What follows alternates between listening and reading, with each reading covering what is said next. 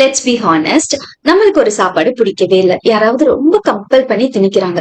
எவ்ளோ கடுப்பாகும். சோ அப்படி யோசிச்சா இவங்களுக்கு பால் பிடிக்கல அப்படிங்கறது சம்ஹவ் நம்ம அக்செப்ட் பண்ணி தான் ஆகணும். நம்ம ஃபாலோவர் ஒருத்தங்க என்னோட பாப்பா பாலே குடிக்க மாட்டேங்கிறாங்க. நானும் எந்தெந்த வகையிலயோ ட்ரை பண்ணிட்டேன். ஆனா எப்படி கொடுத்தாலும் வாமிட் பண்ணிடுறாங்க.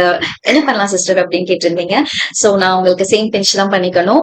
ஹாரிகாவும் வந்துட்டு பாலே குடிக்க மாட்டாங்க. சோ முடிஞ்ச அளவு ட்ரை பண்ணலாம். அது மீறியும் உங்களுக்கு பிடிக்கல அப்படின்னா நம்ம வேற ஏதாவது ஆல்டர்னேட்டிவ் தான் ட்ரை பண்ணணும். சோ ஹாரிகாக்கு வந்துட்டு காலையில 1 கிளாஸ் ஆஃப் பால் கொடுத்தா அந்த டேவே ஸ்பாயில் ஆயிடும். சோ நான் அதுக்கு பதிலா வந்துட்டு ஆம்லா ஷாட்ஸ் ட்ரை பண்ணும்போது அவங்களுமே ரொம்ப லைக் பண்ணி குடிக்க ஆரம்பிச்சிட்டாங்க. பட் இது பாலுக்கு ஆல்டர்னேட்டிவ் இல்லதான்.